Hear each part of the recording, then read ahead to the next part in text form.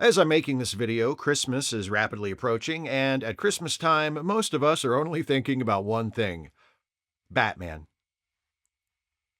Okay, maybe not, which is not to say he hasn't featured in a few Christmas-themed stories over the years. Batman Returns is a Christmas movie, and one which I will be watching again very soon, as I do every year around this time.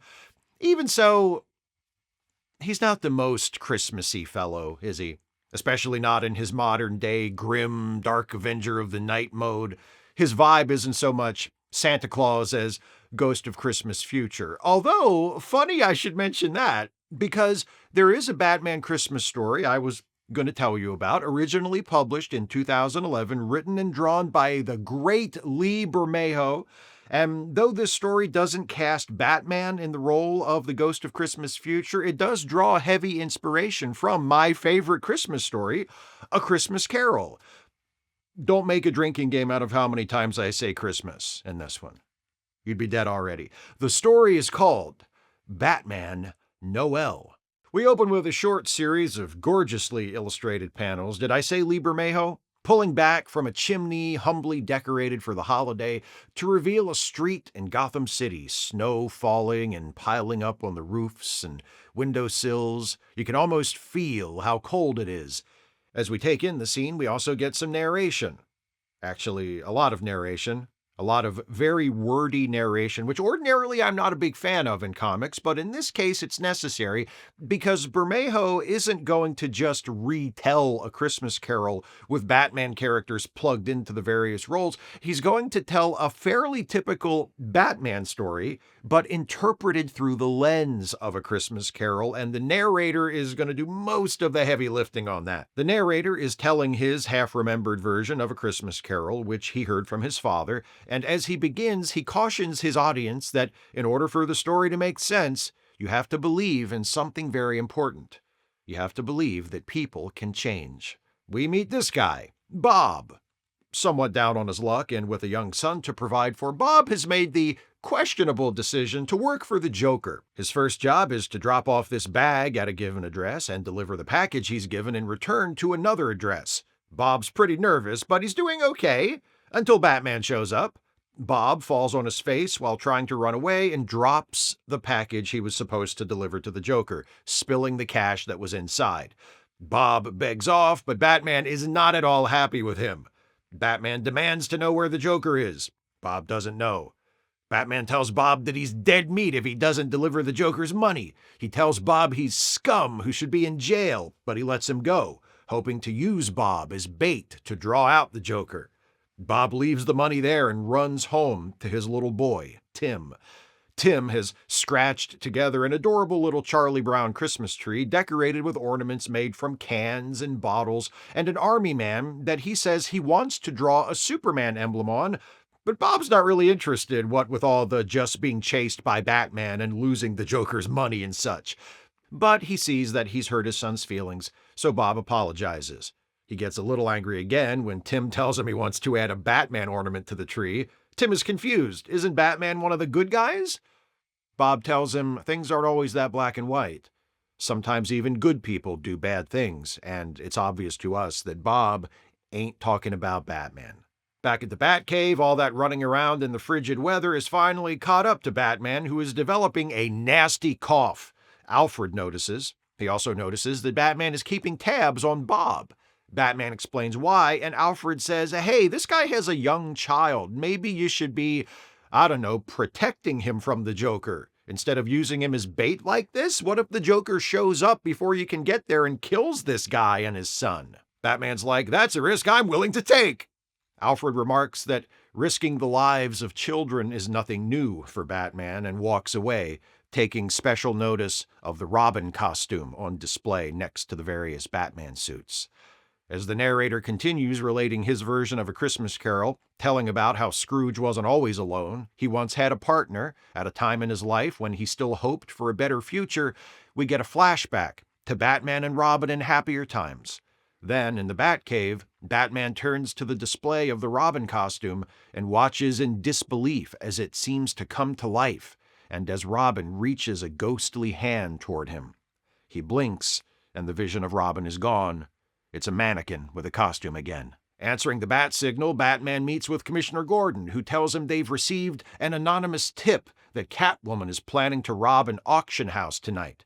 Batman isn't interested. He's focusing on the Joker. But, Gordon says, the anonymous tipster, who definitely wasn't Catwoman herself trying to get Batman's attention, also says that Catwoman has information about the Joker that Batman might find useful. So Batman sets up across from the auction house Catwoman is supposed to rob and waits. Sure enough, Catwoman appears. She tries to flirt with him, but Batman is not interested. He just wants the info she's got about the Joker. Catwoman confesses that she doesn't know anything about the Joker. She just called in that tip to get Batman to chase her, like he used to, back in the old days. We get another brief flashback, this one showing Batman crashing through a window to rescue Robin, who was tied up by Catwoman's whip and about to be mauled by a tiger. Ah, good times. Batman pisses off Catwoman by saying she's just like the other sick people he fights, and they have themselves a fight, which leads to a chase, which leads to another little reverie with Batman fondly recalling punching the Penguin in the face, with Robin by his side, and Joker, Two-Face, and Scarecrow looming at the edge of the page. The chase ends badly for Batman. He leaps from one rooftop to another in pursuit of Catwoman, but the gargoyle he grabs onto on the other side breaks, and he falls to the street below. And Catwoman figures, fuck this, I'm out of here. If he's dead, I'm not getting caught at the scene and going to prison for it. He was such a dick to me. After another flashback, this one to the murder of his parents, which took place in an alley a lot like this one that he's crashed into, Batman shakes it off and looks up to see Superman hovering over him, offering him a hand. Batman's like, great, and I thought this night couldn't get any worse. Superman scans Batman with his X-ray vision and diagnoses him with pneumonia, at best, and offers to fly him back to the Batmobile. Batman agrees to accept Superman's help on the condition that they make a stop at Bob's apartment along the way so he can see if there's any sign of the Joker. They catch Bob and Tim sharing a sweet moment. Tim has drawn a Christmas card with Batman on the front. Superman questions Batman's decision to use Bob as bait for the Joker, especially given the presence of a child. Superman also asks what's going to happen to Tim if it turns out Bob is involved in something that will get him sent to prison.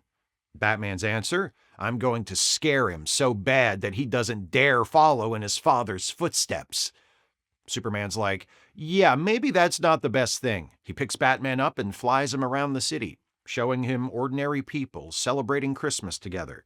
He tells Batman, sometimes all you need to do to save someone is show them that you're just like them. They drop by Commissioner Gordon's place, where he's having one of his cops over for coffee. Gordon and the cop talk about Batman, and with Batman and Superman listening on the other side of the window, Gordon admits that he sometimes worries about Batman crossing the line, going too far. Play on the other side enough and you tend to lose sight of the line, Gordon says.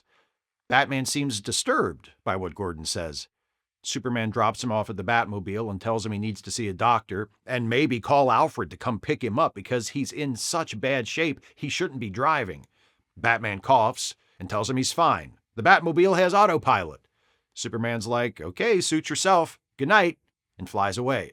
Moments later, Batman unlocks the Batmobile and the car explodes, throwing Batman back violently and knocking him unconscious. Superman, who flew away only seconds ago and who previously remarked that he could hear Batman coughing all the way in Metropolis, doesn't come back. He's probably like, he ignored my advice to see a doctor, so fuck him. The narrator has reached the Ghost of Christmas Yet to Come section of A Christmas Carol, and as he tells that part of the story, the Joker appears and drags Batman to a cemetery where an open grave is waiting.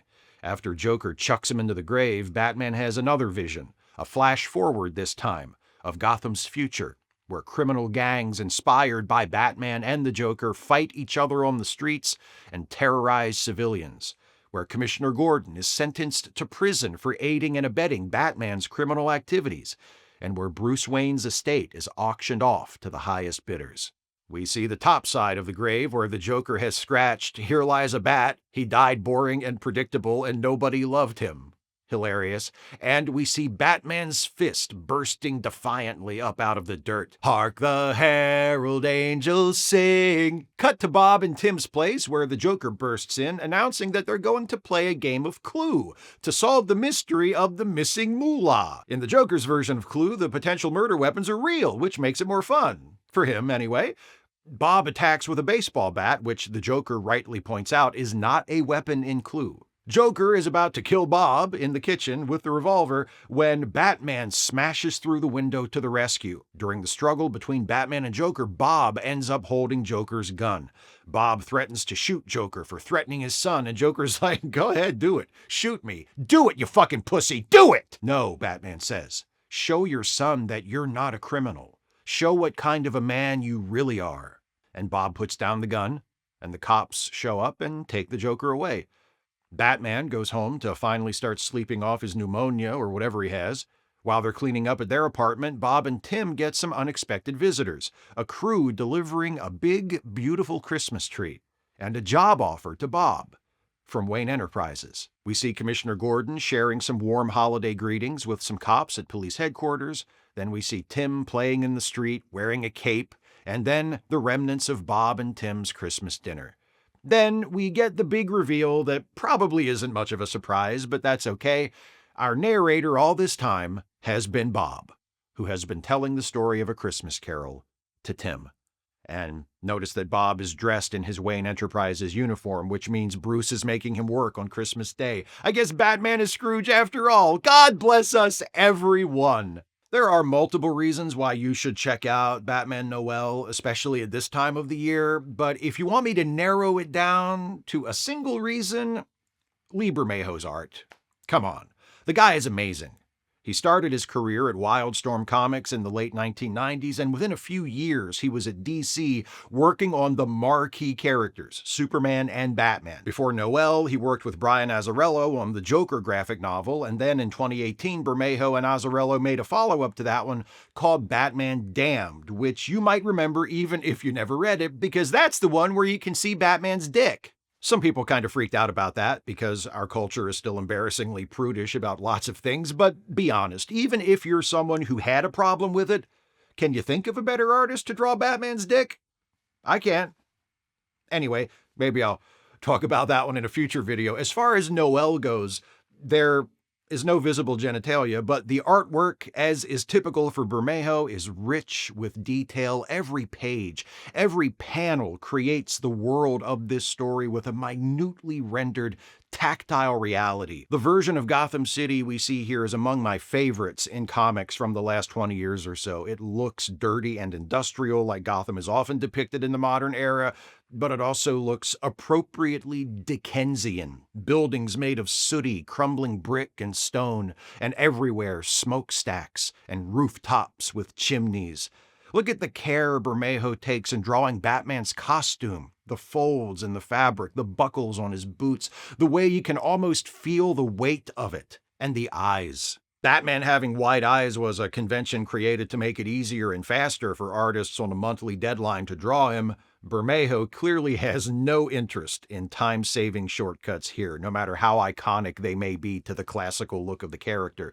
His Batman's eyes are visible behind that cowl, piercing, judging, alive with anger and determination. That attention to detail doesn't tether Bermejo too tightly to reality, however. His characters are sharply drawn, but still have a slightly cartooned, larger-than-life quality about them. And I mean, get a load of Tim here. The kid looks like he was yanked straight out of a Norman Rockwell painting. Beyond being good at drawing characters and settings, Bermejo is a fantastic visual storyteller. I adore the page layouts in this one, which are complex and creative, but always clear. Look at this double-page spread from Batman's fight with Catwoman, how the angled arrangement of the panels imparts a sense of speed and movement to the scene, and how the flow of the scene naturally draws your eye up to where you should start reading at the next row without needing arrows to direct you like they used to have to do with complicated layouts in the Golden and Silver Ages. Bermejo is also creative with the layouts on the pages depicting dreams or flashbacks. Appropriately, the panels on those pages don't have traditional borders or gutters. They blend together, bleed into, or burst out of each other, like a static montage, like mingled bits of memory. This spread showing Batman's dream of the bleak future is my favorite from the book. The city is burning, and Bermejo uses the shapes of the flames themselves to define the borders of his panels. The layout reinforces the chaos and violence of the scene. Just because the art is so good, that doesn't mean the writing doesn't hold up its end of the deal. Though known as an artist, Bermejo proves here that he's got some writing chops as well. He does some very smart things with his script here. For one, he tells a Batman-flavored version of A Christmas Carol without it being a literal beat-for-beat retelling of that book. Doing it that way would have been easy. Well, easier. Anyway, lean into the supernatural side of Batman, maybe just say, fuck it, it's an Elseworlds, and have Batman be visited by literal ghosts and taken on journeys through his past, present, and possible future, just like Scrooge is in the original story. Bermejo could have done that. Instead, he does something a lot more difficult. He tells a Batman story shot through the prism of A Christmas Carol. There are a few direct equivalents between the two, but mostly what we have are parallels and allusions. Placing Robin, presumably Jason Todd, though never named, in the role of Jacob Marley is solid casting, but instead of an extended conversation between the two, we get a brief vision, just enough to let us see what's on Batman's mind. Catwoman isn't the most obvious choice to represent the ghost of Christmas past, but Bermejo justifies it by leaning into the more playful and flirtatious aspects of her history with Batman, using her to represent the lighter, more adventurous era of the character, before everything got so dark. Superman as the ghost of Christmas Present is probably the most obvious of the stand-ins for the original ghosts, but it's also perfect. Just as the original Ghost of Christmas Present urges Scrooge to embrace life and place a higher value on people than money, Superman tries to show Batman that brutalizing and terrifying criminals isn't the only thing he could or should be doing. Both the original Ghost and Superman try to kindle empathy within their charges. Empathy and faith in others, and hope that people can change and the world can be better. Bit of a side note, but I also very much appreciate that Bermejo takes the trouble to establish Superman in the story before Superman actually shows up, by having Tim tell Bob that he wants the Army Man ornament on his little Christmas tree to represent Superman.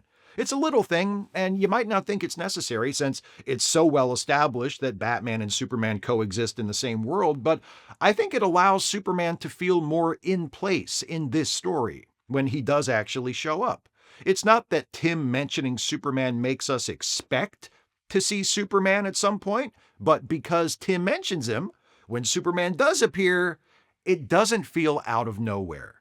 The Joker doesn't really fit with how we typically visualize the Ghost of Christmas Future. He's a bit too colorful, literally and personality-wise. But again, as with Catwoman and the Ghost of Christmas Past, Bermejo uses the situation in which Batman finds himself to evoke the corresponding scene with Scrooge in the original. The cemetery, being confronted by one's own grave, the vision of a future where you are forgotten and your possessions are indifferently sold off. The few times when Bermejo's script stumbles are when he pushes too hard to make obvious connections to A Christmas Carol, like when he forces Batman to spit out a rewrite of Scrooge's famous line about decreasing the surplus population, or when he feels the need to crowbar in a deconstructed version of an iconic Batman line, like this take on criminals are a superstitious, cowardly lot. I also think the climactic put the gun down, this isn't who you are moment, where Batman talks Bob out of shooting the Joker, is trite. How many times has Batman had to do that? In a minute or two, I'm going to talk about some parts of this story that are familiar, but in a good way. This isn't one of them. This has become one of the most overused beats in Batman stories from the past few decades. It's a worn-out cliche. Other than moments like that, and the out-of-character but plot-demanded indifference of both Catwoman and Superman, to serious injuries suffered by Batman while they're nearby, there's not a lot wrong with this one. Batman discovers the spirit of Christmas sounds like a cornball premise, and it very easily could have been, but Bermejo gets away with it because he never actually states it in those terms. The character arc Batman goes through in this story is similar to his arc in the movie, The Batman. That Batman, played by Robert Pattinson, also realizes that in order to help make things better in Gotham City, he needs to do more than just beat up criminals.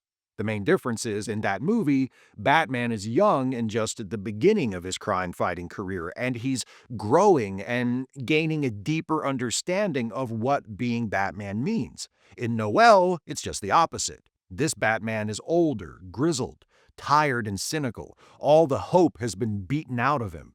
He doesn't need to gain a new understanding. He, like Scrooge, needs to find something he's lost along the way. It's an arc Batman's been through over and over again throughout his history in various media. He reaches a point where he's in danger of being consumed by the violence surrounding him. He's close to crossing a line, and then something happens to pull him back, to remind him of why he put on this costume in the first place. That kind of repetition goes with the territory of long-running serialized characters like Batman. The trick is to put a fresh spin on it every time, and to not tell that story too often, so that when we see it again, it doesn't play as repetitive, but as a satisfying old favorite coming back around. Like every December when I watch Batman Returns, and A Christmas Carol, the Alastair Sim version. I think Lee Bermejo's take on the character from Batman Noel deserves a mention when the topic of conversation is the best Batman ever, but your mileage may vary. I don't know. One thing I do know is that after the events of this story, it was always said of Batman that he knew how to keep Christmas well. May that be truly said of us who choose to celebrate Christmas, and all of us.